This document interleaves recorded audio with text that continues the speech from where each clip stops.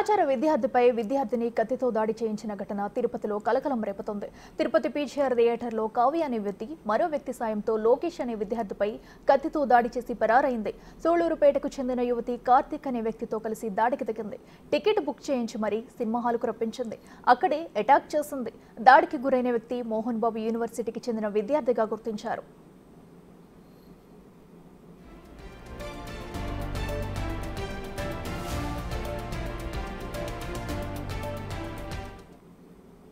తిరుపతిలో తోటి విద్యార్థిపై కత్తితో దాడి చేయించిన సహచర విద్యార్థిని ఘటన సంచలనంగా మారింది. సినిమా థియేటర్లో జరిగిన ఈ ఘటనలో గాయపడ్డ వ్యక్తిని రుయా ఆసుపత్రికి తరలించారు. మోహన్ బాబు యూనివర్సిటీకి చెందిన విద్యార్థిపై అసలు ఎందుకు దాడి జరిగింది? మరిన్ని వివరాలు మా ప్రతినిధి దామోదర్ అందిస్తారు.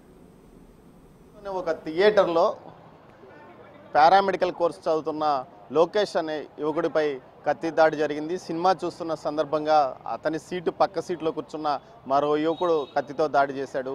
కత్తి ఎడమ చేతి పొట్ట ఎడమ వైపు పొట్ట పైభాగంలో కత్తి దిగడంతో ఒకే ఒక పోటు పొడిచాడు.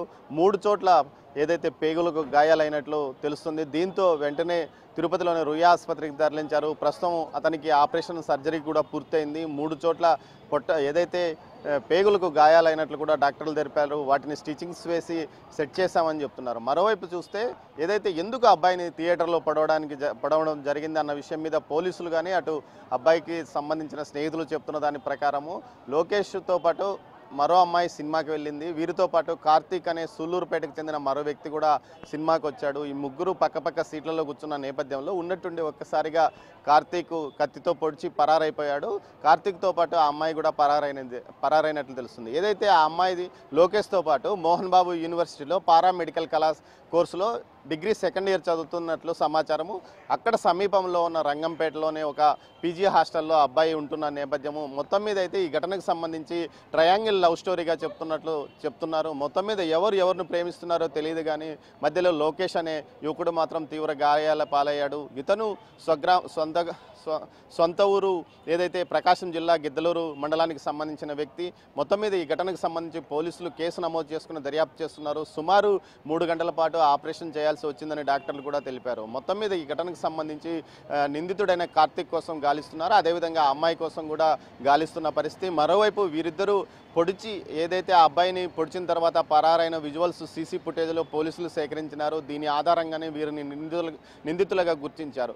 ఎందుకు సినిమా థియేటర్లోనే పొడవాల్సి వచ్చింది, లేకపోతే ఎందుకు ఆ అమ్మాయికి కూడా పొడవడానికి సహకరించింది? ముందుగా 3 టికెట్స్ ఆ అమ్మాయి బుక్ చేసినట్టు తెలుస్తుంది. ఈ నేపథ్యంలో ఆ అమ్మాయి వల్లనే ఈ అబ్బాయి గాయాల పాలయ్యాడని తెలుస్తుంది. మరోవైపు ఆ అమ్మాయితో వీరిద్దరూ చాలా కాలం నుంచి సన్నిహితంగా ఉంటున్నారని తెలుస్తుంది. సుమారు సంవత్సరం కాలం నుంచి లోకేష్తో పాటు ఆ అమ్మాయి సన్నిహితంగా తిరుగుతున్నట్లు యూనివర్సిటీలో సహచర విద్యార్థులు చెప్తున్న పరిస్థితి. మొత్తం మీద ఈ ఘటనకు సంబంధించి పూర్తి స్థాయిలో పోలీసులు దర్యాప్తు చేస్తున్నారు. మరోవైపు ఏదైతే లోకేష్ కుటుంబ సభ్యులు వారి అక్క బావ ఇక్కడే తిరుపతిలోనే ఉంటున్నారు. మరోవైపు లోకేష్ తండ్రి రిటైర్డ్ ఆర్మీ ఉద్యోగి.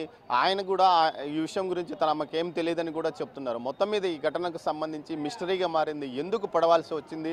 ట్రయాంగిల్ స్టోరీలో లాగా జరిగిందా, లేకపోతే లోకేష్ నుంచి అమ్మాయి దూరం కావడానికి ఈ విధంగా తన మరో స్నేహితుడైన కార్తీక్ ద్వారా ఈ విధంగా దాడి చేయించడానికి ప్రయత్నించింది? మొత్తం మీద అయితే గాయం తీవ్రంగానే తగిలినప్పటికీ సకాలంలో ఆసుపత్రికి తీసుకురావడం వల్ల రుయా ఆసుపత్రి డాక్టర్లు కూడా సకాలంలో స్పందించి వెంటనే ఆపరేషన్ చేయడం వల్లనే అబ్బాయి బతికి బయటపడ్డాడని చెప్పవచ్చు. మొత్తం మీద ఈ ఘటన తిరుపతి నగరంలో సంచలనం కలిగించింది. దీనికి సంబంధించి ఈస్ట్ పోలీసులు డిఎస్పీ వెంకటనారాయణ ఆధ్వర్యంలో 2 టీములు అబ్బాయి ఏదైతే నిందితురాలైన అమ్మాయి అదేవిధంగా కార్తీక్ కోసం గాలిస్తున్నారు. మొత్తం మీద ఈ ఘటన మాత్రం మొట్టమొదటిసారిగా థియేటర్లో ఈ విధంగా కాలేజీ స్టూడెంట్స్ సినిమాకి వెళ్ళి కత్తి పోట్లకు గురి కావడం ఇదే మొదటిసారి అని చెప్పవచ్చు.